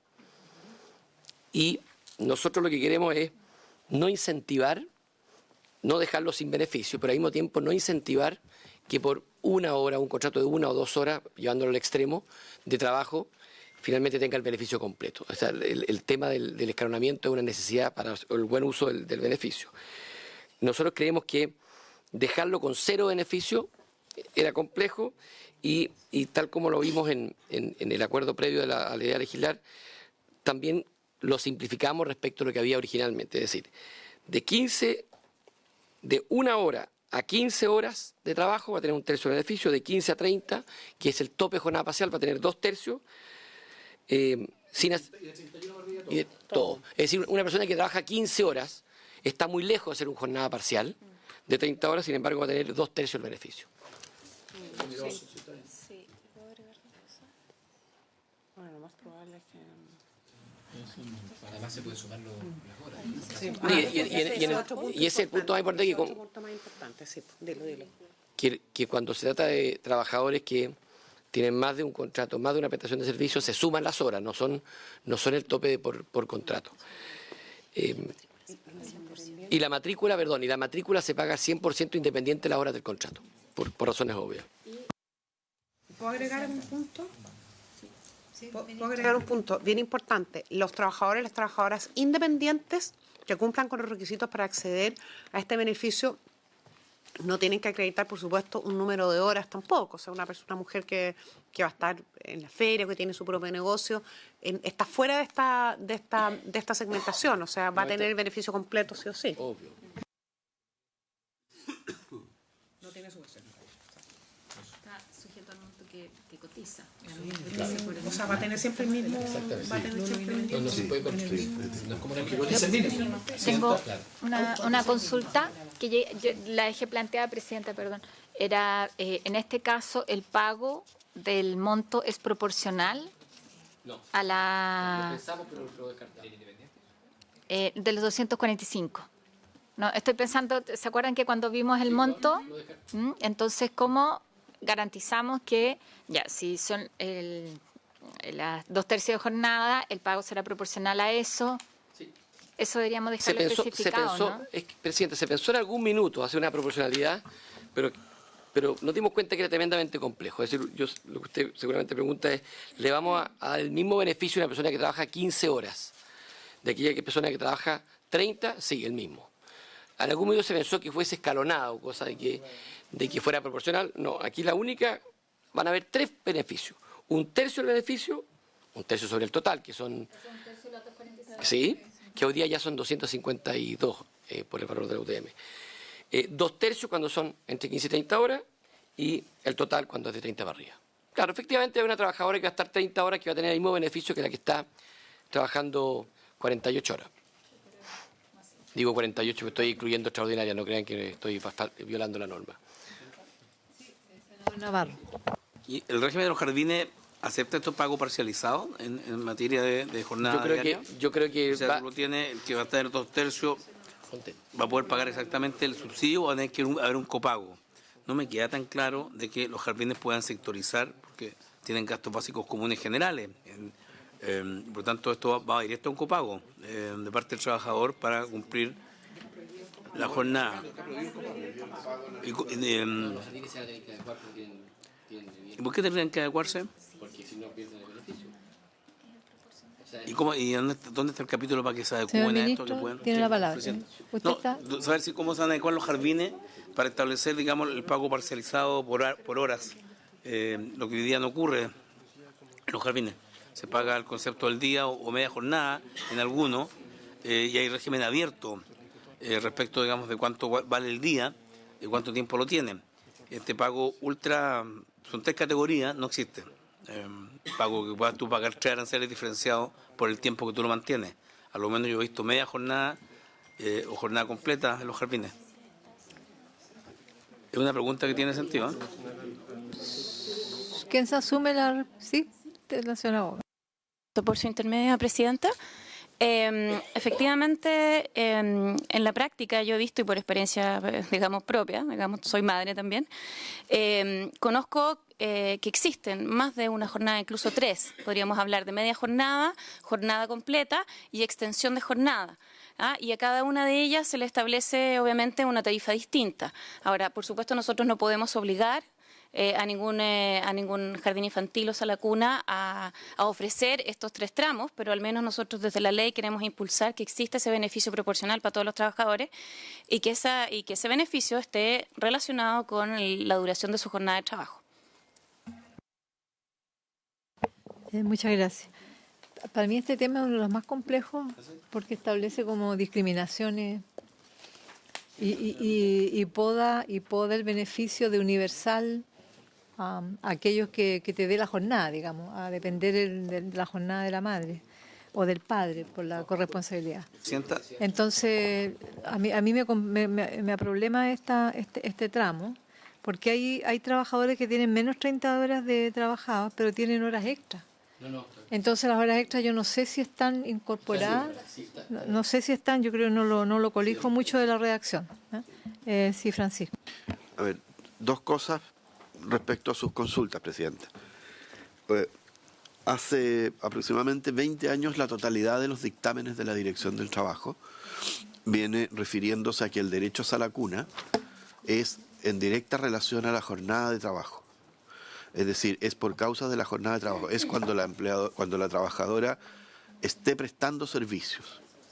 Hay una sola modificación del periodo de gobierno anterior, si mal no recuerdo, que se hizo en torno o se aprobó en la Cámara de Diputados, no sé si fue ley o no, a permitir que la sala cuna accediera en tiempos de vacaciones. Pero creo que ese proyecto no está presente. Pero la totalidad de la jurisprudencia y de la jurisprudencia administrativa y judicial ha sido en orden a relacionarla con la jornada de trabajo. Ahora bien, para los efectos de su segunda consulta, es posible que un trabajador, como usted dice, por ejemplo, esté sujeto a un contrato formalmente por 29 horas o 30 horas, ¿ya? Por lo tanto, accedería a 2/3 del beneficio. Sin embargo, el trabajador labora permanentemente horas extraordinarias y llega a 40 horas o a 45 horas, qué sé yo. El empleador, en unos artículos más adelante lo vamos a ver, así como tiene la obligación en muchos aspectos de la relación laboral de informar a la Dirección del Trabajo sobre modificaciones a los contratos o tipos de contratos, tiene la obligación de informar periódicamente sobre los cambios en la jornada de trabajo del trabajador. Y como los pactos de horas extraordinarias deben constar por escrito conforme a la ley vigente actual, esos pactos cada 3 meses deben ser informados en su renovación y si es que el trabajador está laborando horas extraordinarias. Por lo tanto, un trabajador que esté contratado por 28 horas, jornada parcial, pero que permanentemente labore horas extraordinarias, pasa al tramo de arriba, efectivamente en el subsidio. Incluso se actualiza trimestralmente. Claro. Al menos trimestralmente. Bueno, yo creo que eso es bueno que quede explicitado. Me dice usted que está en la 20, no la veo, pero hay que leerla. Sí, senadora Goix. Una consulta, Presidenta. Una trabajadora que trabaja a tiempo parcial como dependiente puede cotizar a su vez como independiente por la diferencia de horas, asumiendo que perfectamente puede tener un trabajo como independiente en el tiempo que resta, ¿no es cierto? En ese caso, ¿se sumarían ambos y tendría acceso al beneficio íntegro? ¿Cómo cotiza por esa parte? Perdón, si cotiza como independiente siempre tiene un beneficio máximo. Sí, pues siempre. Claro, no tiene para qué sumarlo. Va a tener jornadas diferenciadas. O sea, la pregunta dicho de otra manera entonces es si es que como independiente además trabajas algunas horas como dependiente, tienes acceso al beneficio completo. Gracias. Y si trabajas sin horas como dependiente también. No. O sea, hay... Si no existe, presidente. No existe legalmente, todos sabemos que en la práctica abusivamente sí existe, pero legalmente no existe una trabajadora independiente a honorarios que tenga sujeción horario. ¿Que tenga qué? Que tenga jornada.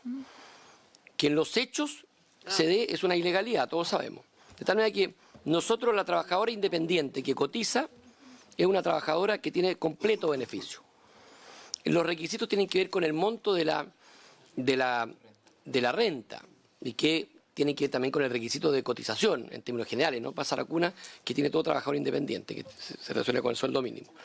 Si esa trabajadora cumple el requisito como independiente, se olvida del resto y va a tener beneficio completo. Cualquiera sea la cotización que haga. Claro. Porque puede ser de distinta magnitud. Lógico. Hay un mínimo. O sea, la que está sobre el mínimo, beneficio completo. Completo. Independiente, que eso en cantidad de horas.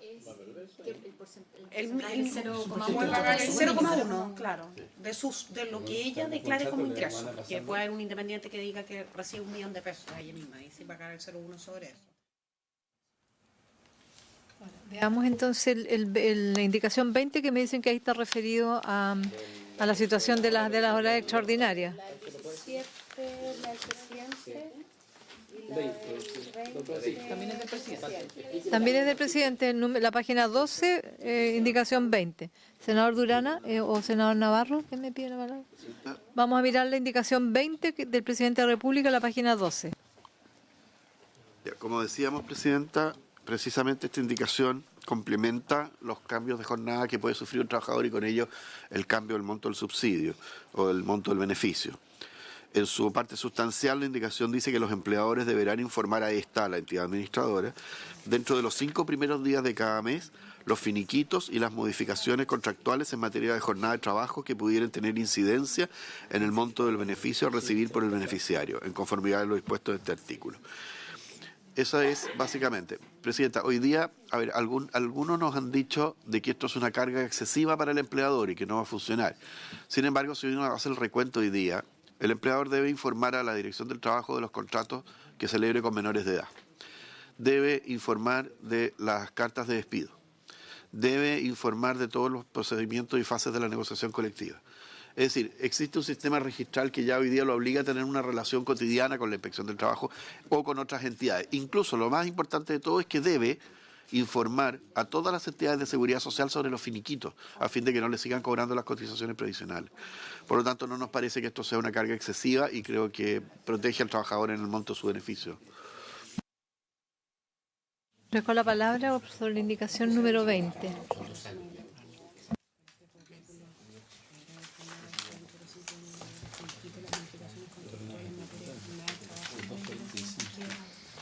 La indicación 20, que pudieran tener coincidencia en el monto del beneficio la entidad administradora deberá pagar el beneficio conforme a las jornadas que corresponden. No hay otra indicación en este sentido, está bien, ¿no? Presidenta, ¿cuál es la cotización mínima para acceder al Senador bono Navarro. 45 como independiente? Sí,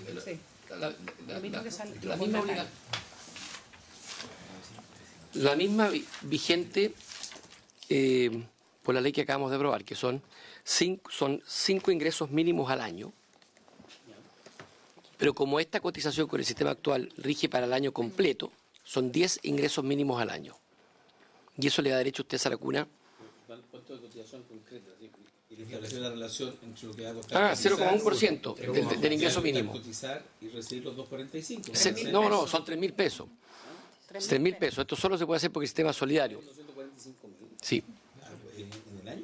Claro. No, mensual. O sea, esto va a costar 2,5 millones y te voy a pagar 3.000 pesos por mes. No, al año. Al año. Al año.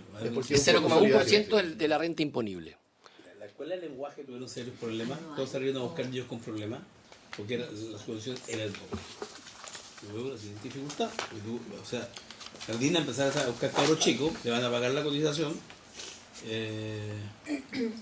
para llevarlo, me explico, ¿no? Yo pago la cotización y te lo llevo. Entonces, está bien, cumple la universalidad, pero en definitiva hay un desbalance a favor de los independientes fuerte, que me parece bien porque muchas mujeres trabajan de manera independiente. Yo quiero advertir sobre los efectos que hemos tenido en otro tipo de subsidios que han terminado desvirtuados y abusados. En el caso de la escuela de lenguaje esto fue evidente. Evidente. Por tanto, si a mí me dicen que pago 3.000 al mes, 40.000 pesos al año, he recibo casi 3 millones, yo quiero tener cabros chicos metidos en el sistema. Pero yo pido la palabra. Quiero decir que lo que hay que prever es que efectivamente se cumpla. Ahora, para mí, suerte que la gente, digamos, con baja cotización puede hacerlo. Por eso decía, ¿cuánto es el mínimo de la cotización de los independientes por tramo? Porque como estamos diferenciando por tramo, en el caso de los independientes nos quedamos de que pagando el mínimo no hay tramo. Derecho a todo. Y los que tienen doble jornada van a quedarse con un tercio menos, trabajando. Eso genera también un desequilibrio desde el punto de vista de que hace menos de 30 horas y que va a perder un tercio. La idea es no tener incentivo para que la gente, en vez de decir que como independiente tengo el 100% cotizando, y de regularizar. Es decir, si tengo un contrato por 15 horas, pero me conviene más ser independiente, porque me pagan aseguro el tercio completo, los 3 tercios. Habría que hacer la misma escala. Agregar, adicionar algo. ¿Se entiende, no? Eso, así reacciona el mercado, lo sabemos. Muy bien. Porque el incentivo a desformalizar, mejor no pagar el contrato y cotizo como independiente, porque ahí tengo el pago completo, porque si tengo menos de 30 pierdo un tercio, si tengo menos de 15 pierdo 2 tercios, entonces en materia mejor no tengo contrato y lo que hago postulo como independiente. Eso desformaliza desde el punto de vista del pago de cotizaciones de salud y de previsionales. Yo creo muy bien, vamos a dar la palabra a la ministra y del ministro. Adicionar algo y después Muchas gracias, Presidenta. Mire, es muy pertinente lo que está planteando el senador Navarro. De hecho, fue un tema que se discutió en las sesiones en donde se discutió en general el proyecto de ley y lo plantearon y fue planteado por algunas de las personas que vinieron en representación de institución. Sin embargo, hay un punto bien importante que tener siempre en cuenta en materia de sala cuna. Y por esa razón, el acceso a sala cuna no es comparable respecto del acceso de los niños a otros tramos de la educación.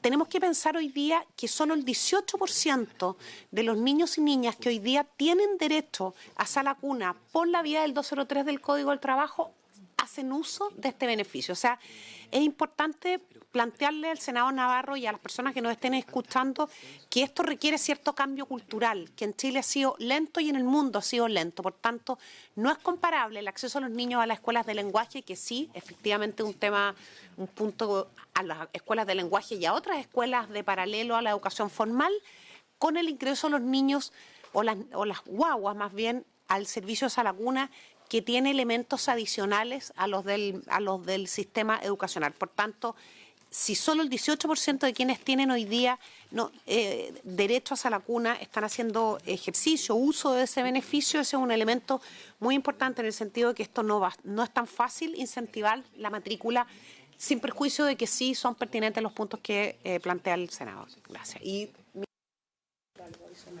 Muy bien, ministro. Sí, no, a ver, solamente explicar esto y acordarnos que hoy día está vigente en Chile una ley de cotización de los trabajadores independientes y en esa ley se enmarca este beneficio. Ahí puede haber una confusión con lo que planteaba el senador Navarro. ¿Qué es lo que dice esta ley? Esta ley dice que todo trabajador independiente que tenga más de 5 ingresos mínimos en el año está obligado a cotizar. Obligado, no es voluntario. Y cuando llega abril, a ese trabajador de la retención de impuestos y de la potencial devolución, se le descuentan las cotizaciones correspondientes, todas. Si yo tengo menos de 5 ingresos mínimos en el año, no estoy obligado, no se me descuenta nada. 5 ingresos mínimos, sí, la cotización es obligatoria. Hay dos tipos de trabajador independiente, el obligado a cotizar y el no obligado a cotizar, que es lo que se llama el voluntario. El obligado a cotizar, por la ley de independiente, para tener derecho a sala cuna, se le va a haber exigido haber tenido ingresos por 10 ingresos mínimos en el año anterior. Si no tiene esos 10 ingresos mínimos en el año anterior, a él obviamente no se le va a descontar una cotización a la cual no tiene derecho a acceder. Ahí es la única excepción que hay a la suerte de solidaridad. Una persona que tiene 5 ingresos o 6 ingresos mínimos, se le van a descontar todas las cotizaciones sociales, pero no la de Sala Cuna, porque no tiene acceso, no tendría acceso. ¿Por qué dice 10 ingresos mínimos mensuales? Porque en el fondo con esos 10 ingresos mínimos mensuales usted pagó la Sala Cuna el año completo. Acuérdense que la cotización obligatoria se paga anticipado todo el año. Entonces esta persona acredita 10 ingresos mínimos, listo. Se le descuenta la retención de impuestos y tiene un año entero de Sala Cuna cubierta. Si usted es un trabajador independiente de aquí, todos, todos, todos. Ahora, tratándose de cotizantes voluntarios, el único requisito que se le exige a ellos es 5 meses de cotizaciones para atrás y que cotice mensualmente. Entonces, si él deja de cotizar, obviamente deja de percibir el beneficio. Es lo mismo que ocurriría en el otro caso. Él tiene que todos los meses cotizar y mantiene el beneficio por los 2 años que corresponde. Efectivamente, esto es muy es distinto, es conveniente para el trabajador independiente que nosotros no queremos discriminarlo en términos de que porque tenga menos ingresos, porque tenga ingresos más esporádicos, dejarlo fuera del beneficio Sala Cuna. Pero también es difícil de pensar con la ley de cotización obligatoria que a él le convenga hacerse independiente porque tiene que acreditar al menos 10 ingresos mínimos en el año. O sea, yo creo que si alguien quisiera acceder al beneficio más rápidamente, le va a convenir hacerlo a través de un contrato de trabajo que de una cotización como independiente. Estamos casi en la hora, podemos despejar la indicación 20 del presidente de la República. A mí lo único que yo le incorporaría para que quedara como más nítido el tema de las horas extras, aquí a lo que señala que sin perjuicio de las facultades, deberán informar, los empleadores deberán informar a este ente administrador dentro de los 5 primeros días de cada mes los finiquitos, las modificaciones contractuales en materia de jornada de trabajo y los pactos sobre horas extras. ¿Le parece, presidente? ¿Le parece con ese cambio aprobable? Sí, lo aprobamos. La 20 estamos hablando La 20 del presidente. No lo dice textual. No lo dice textual. Es que las modificaciones contractuales no. Sí, pero es mejor dejarlo explícito. O sea, para los legos. Muy bien, ¿aprobaríamos la indicación 20 para esa modificación? Sí. La indicación 17. Bueno, aprobemos la 20. Ya. Sí, está bonito con la 20, pero falta la 17 que había en indicación de la senadora Boy. No, la 18, 19. Sí. Pero la 17. Oye, la de. ¿Están subsumidas? Senadora Boy, ¿sus indicaciones están subsumidas en la del presidente? Solo tengo la duda respecto a una trabajadora que recibe el mínimo como dependiente y respecto a una como independiente, o sea, una que cotiza por el mínimo como independiente y una dependiente que trabaja por menos y que puede ser el mismo monto y queda con menos beneficio.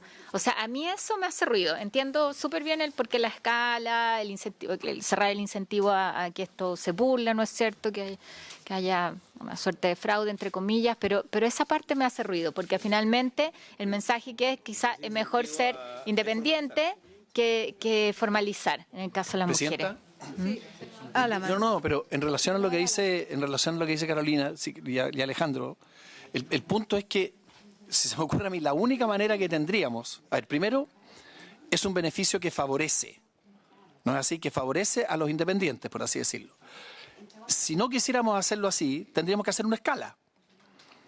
Entonces tendríamos que establecer un criterio similar, o sea, eso le encantaría a la DIPRES, porque es menos plata. Tendríamos que hacer una escala en términos de las cotizaciones. Entonces, poner la cotización mínima, estoy inventando, da derecho a 1/3. La cotización entre tanto y tanto da derecho a 8. La cotización arriba de esto da... Pero que tiene solo el salario mínimo, o sea, quien cotiza por el mínimo tiene derecho al beneficio íntegro. Hoy día, pero si estableciéramos la forma... Claro. Pero si estableciéramos la fórmula tuya para resolver ese problema... Pero para entender bien, hoy día, ¿cuál es el aporte que tiene que hacer, el mínimo aporte de cotización que tiene que hacer un independiente para tener derecho al beneficio? El cotizante independiente obligado, con la nueva ley que aprobamos, para tener acceso a esto va a haber tenido que tener ingresos en el año inmediatamente anterior y por tanto haber cotizado, cuando se le descuente por impuesto interno en abril, 10 ingresos mínimos. 10 ingresos mínimos son 3 en el año, exactamente. Y con eso paga 3 millones en el año. Ahora, si usted dijera, si emparejar ambas cosas, nosotros deberíamos exigir no 10, 12 ingresos mínimos en el año. Nosotros lo ponemos 10 justamente para favorecer que haya el acceso de trabajadores independientes a este beneficio. Básicamente además porque el trabajador independiente no obligado, él tiene que, para tener beneficio, mantener la cotización, todos los meses cotizar. Si deja de cotizar, pierde el beneficio. En este caso del obligado, él no tiene que cotizar durante el año porque lo cotizó una vez en abril y se vacuna todo el año siguiente.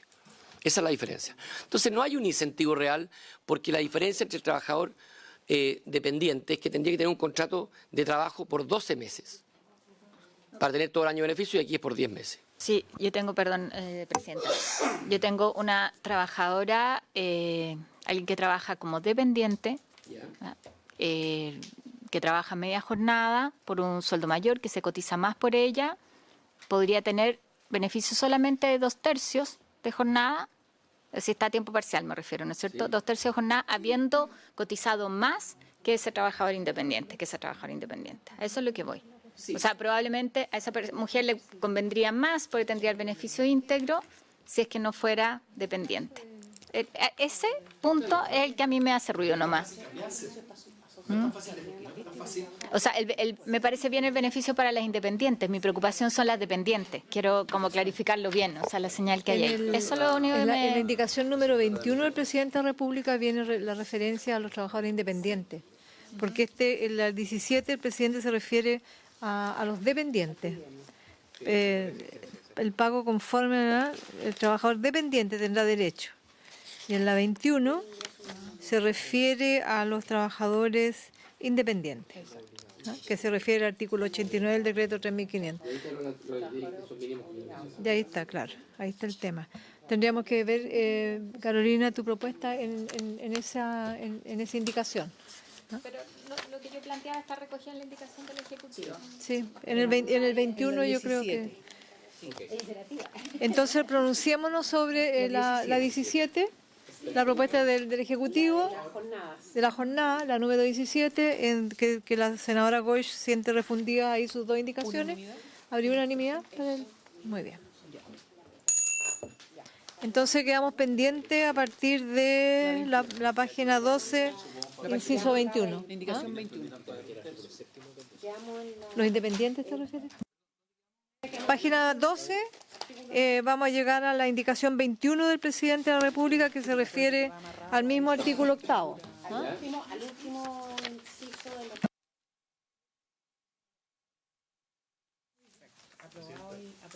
Señor Francisco. Solamente para mencionar otro aspecto de la suerte de fraude que puede permitir, que señala por su intermedio el senador Navarro, es que para montar esa figura se requiere también la figura del empleador. Y este proyecto es un incentivo para el empleador para mantener el trabajador como dependiente, puesto que deja de tener la obligación de pagarse a la cuna como lo ha sido históricamente, debiendo transformar eso en un 0,1 de su planilla. Y además de eso, se transforma en un infractor de las normas sobre contratos de trabajo. O sea, no me da la impresión que... Claro. Yo creo que este es un alivio harto grande para muchos empleadores que contrataban por el 203. Están de alguna manera socializando, compartiendo el costo con muchos otros. Algunos también, yo lo miro desde la perspectiva de que también es un alivio en el sentido que se libera la posibilidad de contratar a una mujer. Porque en una empresa grande se equilibra. Sí, las empresas grandes no estamos hablando siempre las pequeñas. Y el vector las que tiene el taller la empresa de 25 a 30 legalmente se puede hoy día y de hecho legalmente hoy día se puede. Ahora, yo creo que el mercado, la oferta de jornada se va a... Cumplido el objeto de la sesión, se levanta.